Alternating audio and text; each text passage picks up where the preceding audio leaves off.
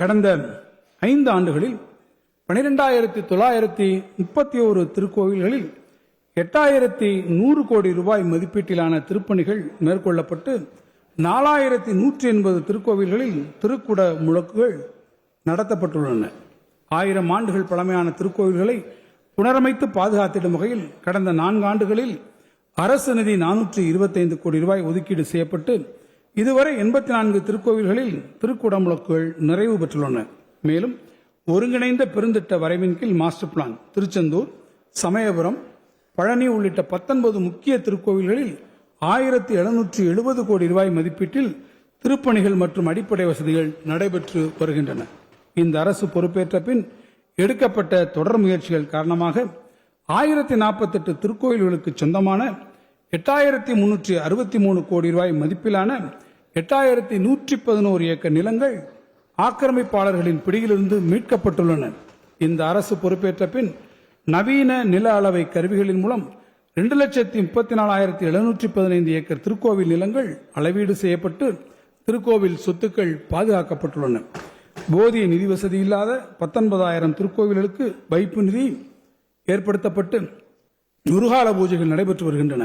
இதுவரை இத்திட்டத்திற்கு 335 கோடி ரூபாய் அரசு நிதியாக வழங்கப்பட்டுள்ளது.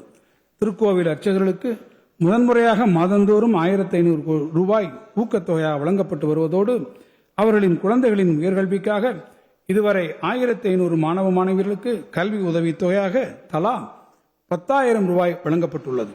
திருக்கோவில் அர்ச்சகர்கள் மற்றும் பணியாளர்களுக்கான மாதாந்திர ஓய்வூதியம் 5,000 ரூபாயாகவும் மாதாந்திர குடும்ப ஓய்வூதியம் 2,500 ரூபாயாகவும் உயர்த்தி வழங்கப்படுவதுடன் ஓய்வூதியதாரர்கள் மற்றும் குடும்ப ஓய்வூதியதாரர்களுக்கு குடும்ப நல நிதி 4 லட்சம் ரூபாயாக உயர்த்தப்பட்டு உள்ளது.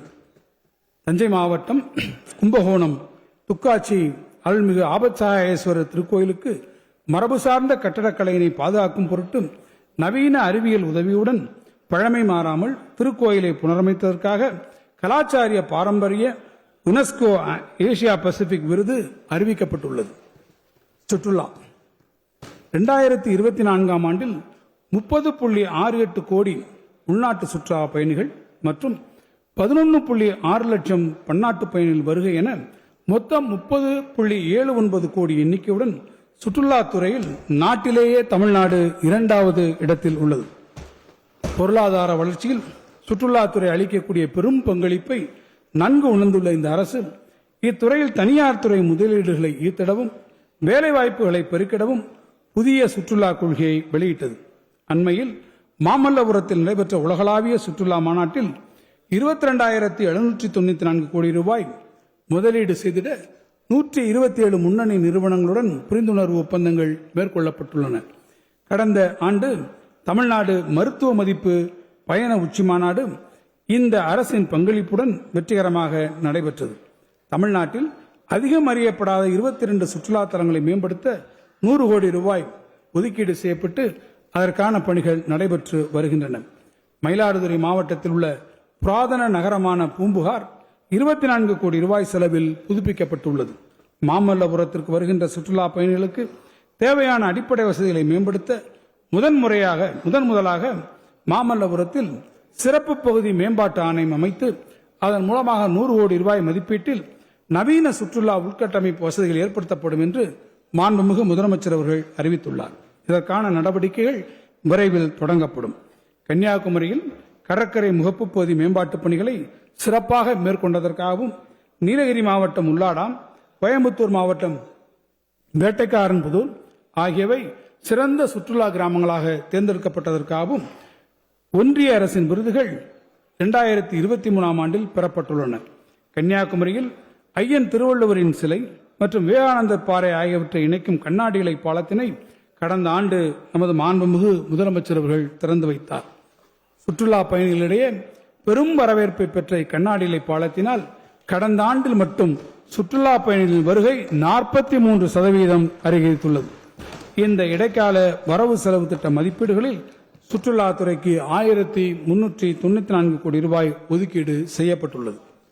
உணவு பாதுகாப்பு பொருளாதார சமூக வேறுபாடு இன்றி மக்கள் அனைவருக்கும் உணவு பாதுகாப்பை உறுதி செய்திட வேண்டும் என்பதே இந்த அரசின் தலையாய நோக்கமாகும்.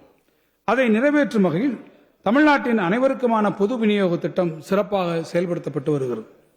தமிழ்நாட்டில் வரலாறு காணாத வகையில் நடப்பு குறுவை பருவத்தில் இதுவரை 14.89 லட்சம் மெட்ரிக் டன்னும் கடந்த 5 ஆண்டுகளில் 2,15,39,333 மெட்ரிக் டன்னும் நெல் கொள்முதல் செய்யப்பட்டுள்ளது. இந்த அரசு பொறுப்பேற்றவுடன் உறுதியளித்தபடி கூட்டுறவுத்துறையின் மூலம் 12,359 கோடி ரூபாய் பயிர்க்கடனும் 4,889 கோடி ரூபாய் நகைக்கடனும் மற்றும் சுய உதவி குழுக்களின் கடன் 2,118 கோடி ரூபாயும் தள்ளுபடி செய்யப்பட்டன. கடந்த 5 ஆண்டு காலத்தில் 69,087 கோடி ரூபாய் அளவிற்கு விவசாயிகளுக்கு பயிர்க்கடன் வழங்கப்பட்டுள்ளது. மகளிர் சுய உதவி குழுக்களுக்கான கடன் உச்சவரம்பு 30 லட்சம் ரூபாயாக உயர்த்தப்பட்டு கடந்த 5 ஆண்டுகளில் 2,52,246 சுய உதவி குழுக்களுக்கு 16,648 கோடி ரூபாய் கடன் கூட்டுறவு வங்கிகளின் மூலம் வழங்கப்பட்டுள்ளது. பொதுமக்களுக்கு தரமான மருந்துகளை குறைந்த விலையில் வழங்கும் நோக்கில் முதல்வர் மருந்தகம் திட்டம் தொடங்கப்பட்டு இதுவரை 26 கோடி ரூபாய் மதிப்பிலான மருந்துகள் விற்பனை செய்யப்பட்டுள்ளன. இதன் மூலம் 45 லட்சம் பொதுமக்கள் பயனடைந்துள்ளனர். இந்த இடைக்கால வரவு செலவு திட்ட மதிப்பீடுகளில் உணவு மானியத்திற்காக 14,000 கோடி ரூபாய் உட்பட கூட்டுறவு உணவு மற்றும் நுகர்வோர் பாதுகாப்பு துறைக்கு 17,068 கோடி ரூபாய் ஒதுக்கீடு செய்யப்பட்டுள்ளது. கால்நடை பராமரிப்பு நடமாடும் கால்நடை மருத்துவ ஊர்திகள் மூலம் தொலைதூர பகுதியில் உள்ள விவசாயிகளின் கால்நடைகளுக்கு சிறப்பான கால்நடை மருத்துவ சேவை வழங்கப்பட்டு வருகிறது. இதுவரை 57 கோடி ரூபாய் செலவில் 2,20,126 கிராம முகாம்களில் 45 லட்சம் கால்நடைகளுக்கு சிகிச்சை அளிக்கப்பட்டுள்ளது. கைவிடப்பட்ட மற்றும் அவதியுறும் கால்நடைகளின் உணவு தேவை, மருத்துவ உதவி, ஆம்புலன்ஸ் மற்றும் உள்கட்டமைப்பு வசதிகளை மேம்படுத்துவதற்காக தமிழ்நாடு விலங்குகள் நல வாரியத்தின் மூலம் செயல்படுத்தப்படும் வள்ளலார் பல்லுயிர் காப்பகங்கள் திட்டத்திற்கு இதுவரை 35 கோடி ரூபாய் ஒதுக்கீடு செய்யப்பட்டுள்ளது. மீன்வளம் மற்றும் மீனவர் நலன் சமூக பொருளாதார முக்கியத்துவம் வாய்ந்த மீன் வளங்களை சுற்றுச்சூழலுக்கு உகந்த வகையில் பாதுகாத்து பராமரிப்பதற்கு இந்த அரசு முக்கியத்துவம் அளித்து வருகிறது. மீனவர்களின் பாதுகாப்பு மற்றும் நலவாழ்விற்கு அதிகபட்ச முன்னுரிமை அளிக்கப்படுகிறது. சுற்றுச்சூழலுக்கு உகந்த நிலையான செயல்திறன் மிக்க திட்டங்கள் மூலம் மாநிலத்தின் மீன்வளத்துறை வளர்ச்சி பெற்ற துறையாக திகழ்கிறது. 2.73 கோடிக்கும் அதிகமான மக்களின் உள்ளங்களை வென்ற தந்தி டிவியின் டிஜிட்டல் தளங்கள், 1.26 கோடி யூடியூப் சப்ஸ்கிரைபர்ஸ், 47 லட்சம் ஃபேஸ்புக் ஃபாலோவர்ஸ், 26 லட்சம் இன்ஸ்டாகிராம் ஃபாலோவர்ஸ், 23 லட்சம் எக்ஸ் ஃபாலோவர்ஸ், 11 லட்சம் தந்தி ஆப் டவுன்லோட்ஸ், 30 லட்சம் வெப்சைட் மந்த்லி ஆக்டிவ் யூசர்ஸ், 14 லட்சம் வாட்ஸ்அப் ஃபாலோவர்ஸ். அசுரபலம் கொண்ட எங்கள் டிஜிட்டல் கரங்களில் உங்கள் விளம்பரங்களை சேர்க்க வாட்ஸ்அப் பண்ணுங்க 8939883778. Email advttanditv@dttv.in.